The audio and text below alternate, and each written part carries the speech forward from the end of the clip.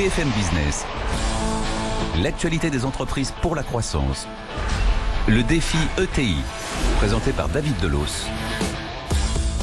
Et oui, c'est parti pour Défi ETI. Bienvenue dans l'émission 100% consacrée aux entreprises de taille intermédiaire. Elles sont cruciales pour le tissu économique français. Elles sont le chaînon entre les PME et les grandes entreprises. Et parfois, elles tentent l'aventure boursière. Mais entrer en bourse, à quoi ça sert? Comment s'y prendre? Quels bénéfices? Quels risques? On va ouvrir ce dossier avec Pascal Imbert, fondateur et dirigeant de Wavestone. Autre invité, Véronique Rondet-Brézard de la Banque Palatine, Camille Leca de Euronext. Deux expertes dans le domaine qui vont nous aider à y voir plus clair. Mais d'abord, la news de la semaine. BFM Business, le défi ETI. L'actu de la semaine. Et l'actu de la semaine, comme à chaque fois, c'est avec Étienne Braque. Bonjour Étienne. Bonjour David. Et on va parler de cette bonne nouvelle pour l'économie française. L'INSEE nous dit que les industriels sont encore plus optimistes sur le niveau de leurs investissements. Les industriels ont l'intention d'augmenter de 11% leurs investissements dans l'industrie. C'est une bonne nouvelle. Rappelez-vous, en 2018, ces investissements dans l'industrie étaient plutôt flats. Il y avait plusieurs raisons. On avait notamment un secteur automobile qui était un petit peu à la traîne avec les nouvelles normes sur le diesel. On peut expliquer aussi ce rebond cette année avec aussi une conjoncture qui est meilleure, avec un moral des entrepreneurs qui est meilleur. Et puis aussi, rappelez-vous, l'année dernière, on parlait de récession. Il y avait pas mal de doutes. Et finalement, on a écarté toutes ces hypothèses. On a des marchés financiers aussi qui se portent mieux cette année, alors que le dernier trimestre 2018 était un petit peu morose. Donc tout ça, ça soulage les investisseurs, ça donne envie d'investir dans l'industrie. Et puis en Chine, on commence à avoir une stabilisation de la croissance. Et puis on peut aussi souligner la conjoncture en Allemagne qui est un petit peu meilleure après un trou d'air. Bref, autant de raisons qui donnent aux investisseurs et aux industriels en France d'investir pour cette année. Merci Étienne Braque pour l'actu de la semaine. Les ETI et la bourse, pourquoi, comment? C'est le focus de la semaine. BFM Business, le défi ETI, le focus de la semaine. Bonjour Véronique Rondet-Brézard. Bonjour.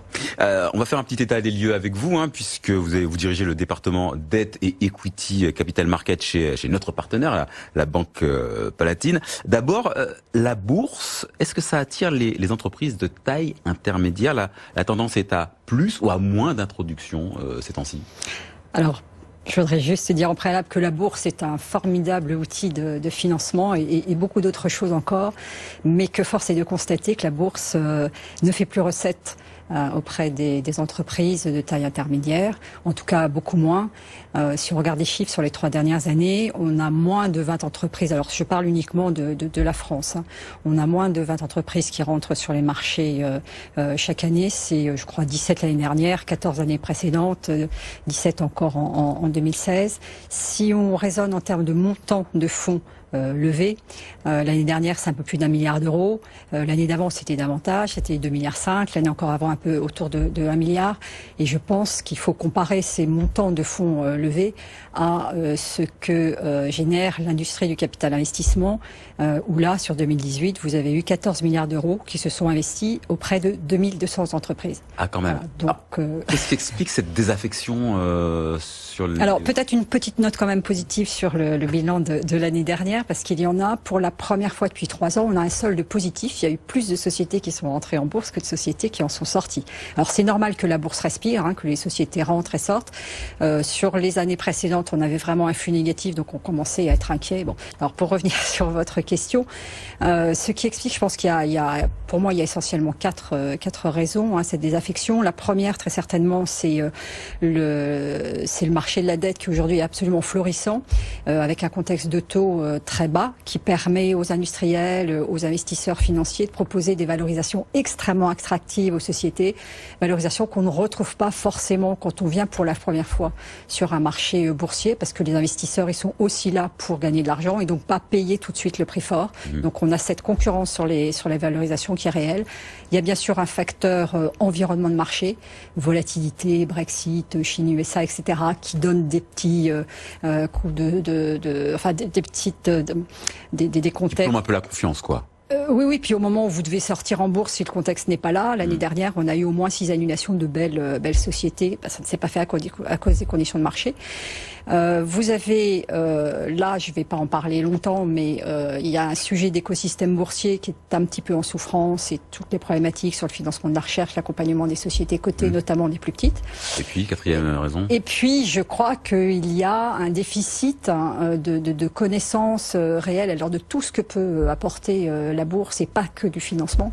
Et puis une crainte certainement vis-à-vis du chemin à parcourir pour aller vers les marchés. Alors, on en parle, hein, vous l'avez évoqué, on parle souvent de financement rapide, et je mets des gros guillemets pour justifier une IPO, une introduction en bourse en bon français. C'est toujours la principale raison qui fait qu'on va sur le marché boursier. Alors certainement pas la rapidité, c'est pas le sujet. Non, le sujet peut être le financement, mais beaucoup, enfin le financement ou le désintéressement de minoritaires ou bien sûr l'attractivité, ce qui est très important par exemple pour les entreprises qui se font concurrence pour recruter des talents. Vous êtes coté en bourse, c'est un très très net plus pour recruter des talents. Vous voyez, c'est pas que le financement. Alors le financement, bien sûr, la bourse le permet, hein, éventuellement à très très bon niveau, mais c'est quelque chose qui de toute façon. Non, mais la bourse joue son rôle hein, de financement de l'économie. Il y a pas de doute. Et puis les intros, il y en a moins, mais il y a beaucoup plus d'augmentation de capital, par exemple pour les sociétés qui sont déjà présentes. Alors l'aventure boursière chez Wavestone, on connaît bien et vous connaissez bien aussi puisque vous en êtes occupé lorsqu'il s'est agi d'introduire le titre en bourse. Le cabinet de conseil aux entreprises évolue sur le marché depuis plus de 15 ans maintenant. Pascal Imbert va nous en dire plus dans un instant. Mais d'abord, portrait d'un poids lourd du conseil aux entreprises avec Étienne Braque. Wavestone est né en 2016 de la fusion de Solucom et des activités européennes de Kurt Salmon. Depuis, l'entreprise se revendique premier cabinet français indépendant. Les 3000 collaborateurs répartis dans 8 pays ont permis au groupe de réaliser un chiffre d'affaires proche des 400 millions d'euros en 2018. Ses clients sont par exemple Orange avec le déploiement d'Orange Bank ou encore le ministère de la Justice qui a digitalisé les procédures pénales, mais aussi le secteur bancaire qui doit se mettre au niveau des nouvelles réglementations européennes. Pour continuer à aller plus loin, Solucom avait fait le choix de s'introduire en bourse. Les premières cotations ont démarré à près de 8 € en février 2000, 2 mois avant le fameux crash boursier d'avril 2000 qui avait fait dévisser le CAC 40 de plus de 220% en 3 ans. L'action Solucom était alors devenue une penny stock à moins de 40 centimes avant de multiplier son cours par 100 l'été dernier. Bonjour Pascal Imbert, merci d'avoir répondu à notre invitation. Vous êtes le fondateur et président du directoire de Wavestone. Aujourd'hui, le titre Wavestone est aux alentours de 27 €. Vous estimez que cette cotation elle est à sa juste valeur? Vous vous sentez pleinement valorisé en bourse? Peut-être pas complètement, mais il est vrai que l'environnement... J'étais sûr que vous n'allez pas me dire, vous allez me dire le contraire. D'ailleurs, je ne devrais pas commenter mon cours de bourse. C'est la première leçon qu'on donne aux entrepreneurs qui rentrent en bourse. Non, peut-être pas complètement. Si j'écoute effectivement les investisseurs et les analystes qui suivent Wavestone, je dirais qu'il y a des phénomènes en ce moment de marché avec un petit peu de désaffection vis-à-vis des valeurs moyennes, comme on nous appelle, et par ailleurs un environnement qui est un peu plus incertain, notamment sur la tenue du marché du conseil dans l'année 2019 après 3 années qui ont été exceptionnelles.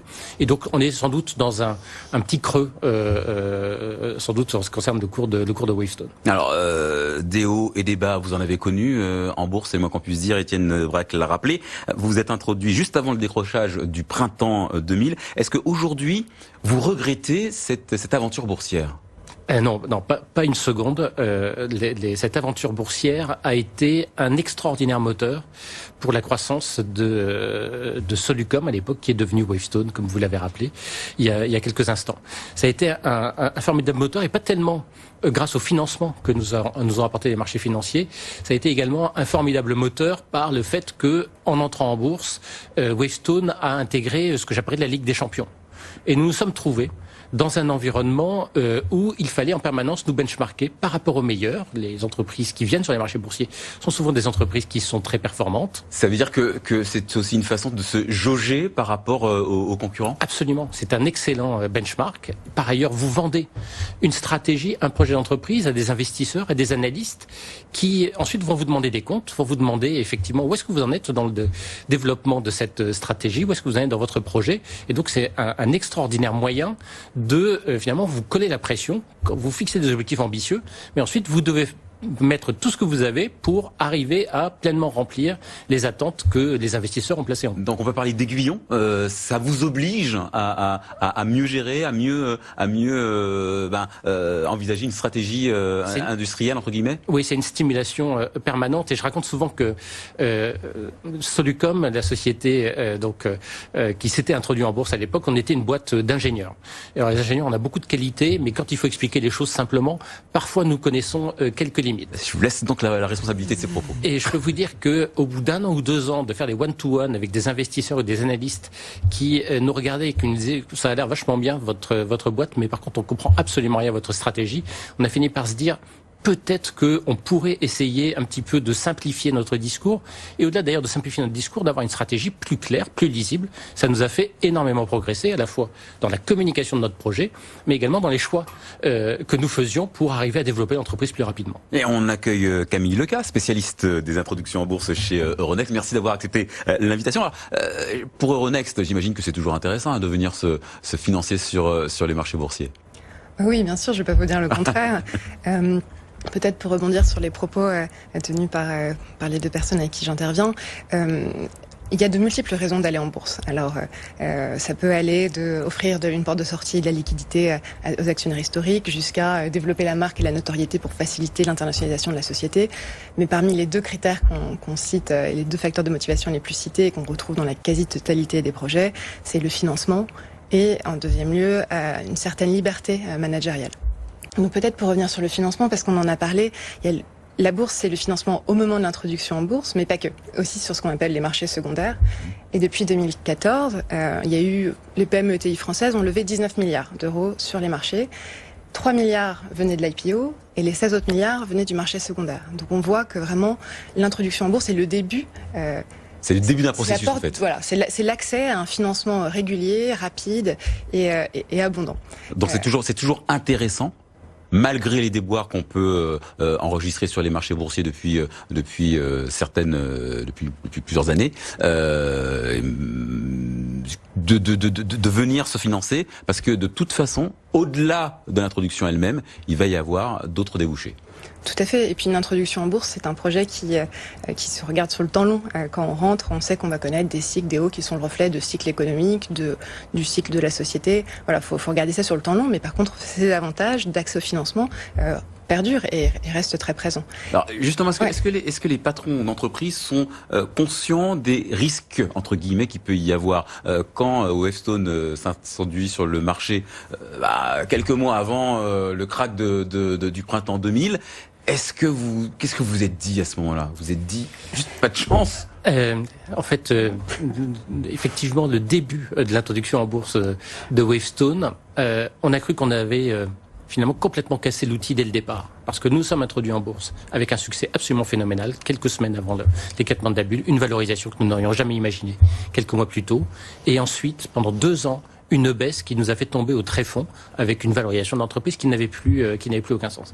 Et on s'est dit, voilà, en quelques mois, on a cassé l'outil boursier qu'on pensait mettre dans le moteur de développement de l'entreprise. C'était une analyse très erronée. Ce que j'ai compris, c'est que petit à petit, ensuite, la réalité, le développement économique reprend ses droits, les fondamentaux de l'entreprise vont dicter la trajectoire moyen terme du cours boursier de l'entreprise. Parce que c'est ça qu'il ne faut pas oublier, Camille Lecas, c'est que s'introduire en bourse, c'est aussi une vision de moyen, voire long terme. Exactement. Et c'est vrai que pour certains dirigeants d'entreprise, ça peut être assez compliqué l'introduction en bourse, parce que voilà, le process d'introduction en bourse en tant qu'elle est une sorte de tunnel. Pendant 6 mois, on est à fond concentré avec ses banquiers, ses avocats, on est très bien entouré. Et puis une fois qu'on est coté, la vraie aventure commence et parfois on peut se sentir un petit peu isolé. Et c'est la raison pour laquelle nous on essaye, et puis les banquiers et puis les conseils font la même chose, de former les dirigeants en amont du process d'introduction en tant que tel pour qu'il soit le plus près possible pour faire face au marché et aux investisseurs. Véronique Rondet-Brézard, vous l'avez constaté, vous, les entrepreneurs se sentent parfois dépossédés de leur outil une fois que l'introduction a eu lieu? En tout cas, ceux que vous avez accompagnés. Non, pas déposséder, mais effectivement, il y a toujours beaucoup de pédagogie à faire. Très classiquement, on a coutume de leur dire que ce n'est pas qu'un aboutissement, c'est une nouvelle vie qui commence. Et c'est pour ça que tout à l'heure, je répondais sur la rapidité. Il y a un process amont qui dure 6, 8, 12 mois, parce que c'est extrêmement fédérateur, hein, comme le rappelait Pascal à l'instant. C'est toute l'entreprise qui est embarquée dans le projet. Donc après, eh bien, il ne faut pas avoir le nez sur le cours boursier. Après, c'est une aventure dans le temps long. Et après, effectivement, si vous délivrez en bourse ce que vous annoncez, vous êtes surrécompensé. Alors après, de temps en temps, oui, il y a les sursauts de marché, les soubresauts, etc. Mais c'est du temps long.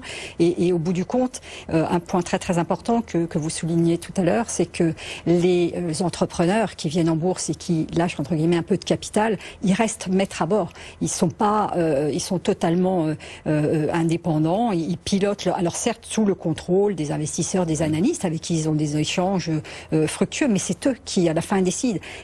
C'est pas exactement le même schéma quand vous êtes dans un sous contrôle LBO où là ce sont les financiers qui vous accompagnent, qui partagent avec vous les décisions et vous n'êtes plus seul maître à bord. Donc il y a une saine pression, mais l'entrepreneur qui a besoin de beaucoup d'indépendance pour exprimer tous ses talents, là il la trouve en bourse, il la trouve pas forcément partout ailleurs. Non, Camille Lecas, une bonne introduction en bourse, un dossier presque parfait, rêvé, ça ressemble à quoi? C'est quoi concrètement? C'est un entrepreneur qui est bien préparé, bien épaulé, et un cours de bourse qui grimpe tranquillement? Oui, pas loin. En fait, en bourse, la notion qu'on utilise souvent, c'est la notion d'equity story. Donc, c'est finalement l'histoire que la société raconte au marché et les perspectives de croissance qu'elle lui vend. Donc, on raisonne pas trop en termes de chiffre d'affaires, nombre d'employés. Enfin, c'est pas vraiment le sujet. Donc, si je caricature, c'est beaucoup plus intéressant pour le marché d'avoir une société avec des perspectives de développement et de croissance qu'une entreprise très rentable, mais finalement sur un marché qui est assez capé. Et il faut, au moment de l'introduction en bourse, que le dirigeant de l'entreprise et ses actionnaires et cette intelligence du temps long. C'est-à-dire qu'il ne faut pas forcément essayer de maximiser la valeur au moment de l'introduction en bourse, parce que l'après, le post-market, comme on dit, peut être un petit peu compliqué. Voilà. C'est un peu de marge. Exactement. Il faut se projeter dans le temps long, communiquer sur ce qu'on fait, quand ça va bien, quand ça va pas bien aussi. Oui. Et voilà, et savoir qu'on est parti pour normalement de nombreuses années de cotation.